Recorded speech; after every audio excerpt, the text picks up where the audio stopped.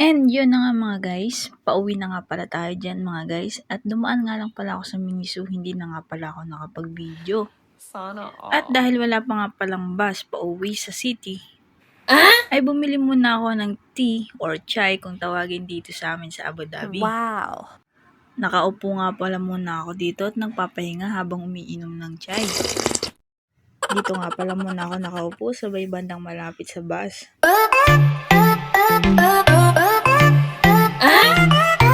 Oh, come on, man.